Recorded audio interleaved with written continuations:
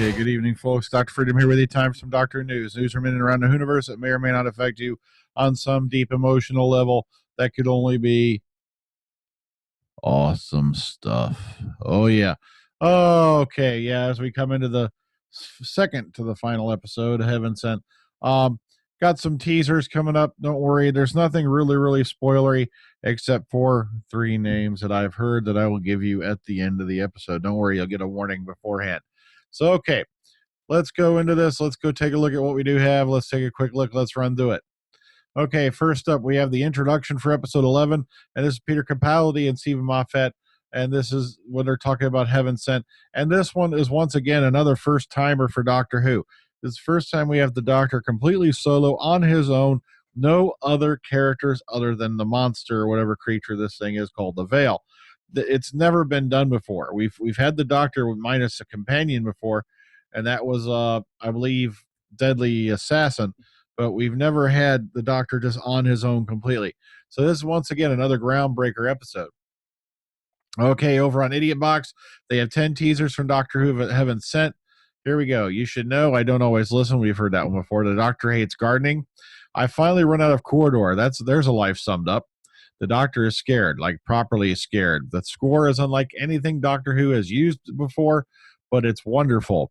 Yes, Peter Capaldi was amazing in the Zygon inversion. Yes, he did some great work in Face the Raven, but here he's a revelation. Honestly, this is staggeringly great work for him. All right, Skulls, many skulls. It's the most unnerving and at times terrifying Doctor Who that there has been in quite some time. Bird. And the best episode the show has done to date, it's right up there. All right, so that's their take. If you run over here, here's a spoiler-free preview on Doctor Who Online. But if you skim down to the bottom, here's 5 things to look out for. As you come into this world, something else is also born. The Brothers Grimm. Don't you want to know how I survived? Go on, ask me. We've heard that one before. Just how old is the Doctor these days? And personally, I think that's a hell of a bird.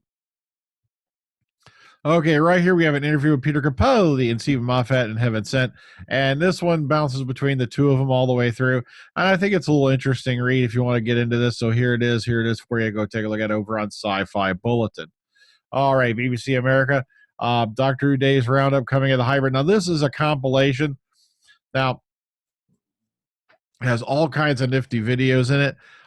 Plus, if there's any you missed, there's a Happy Doctor Who Day. This is Peter Capaldi. Sorry, I keep tripping over that. Talking about it was the fact that it was the 52nd anniversary of Doctor Who a couple days ago. Here's the clips from Face the Raven, whatnot, some nifty little fan art. So if you want to go check all this out, boom, here it is right here over on Anglophenia on BBC America. All right, publicity for Heaven Sent. Now, once again, if you have not gotten these images before, then boom, here they are. And plus, boom, there's your air schedule right there for this weekend. So if you're in some part of the world, you're not sure where, what time Doctor Who's airing or even what day Doctor Who's airing, boom, there it is. All right, moving on. Okay, we now have a synopsis for the Christmas special. There's supposed to be a title release today. If anyone's found out that title, please pass it on to me because I did not find it anywhere. Okay, here we go. This is a synopsis for the Christmas special. It's Christmas Day on a remote human colony, and the Doctor is hiding from Christmas carols and comedy antlers. But when a crashed spaceship calls upon the Doctor for help, he finds himself recruited into River Song Squad and hurled into a fast and frantic chase across the galaxy. King Hydraflax is furious, and his giant robot bodyguard is out of control and is coming for them all. Will Nordole survive? And when will River Song work out who the Doctor is? All will be revealed on a starliner full of galactic supervillains and a destination the Doctor has been avoiding for a very long time. So, okay, if you want to go check this out, also here's the cover for it. Be sure to go take a look at it. Boom, hee ha ha. There's some other information there at the bottom. Boom, there you go. All right, moving on. Sadly, we lost Anthony Reid. He was writer. He worked. Sorry, I'm just tripping over my words a little bit here.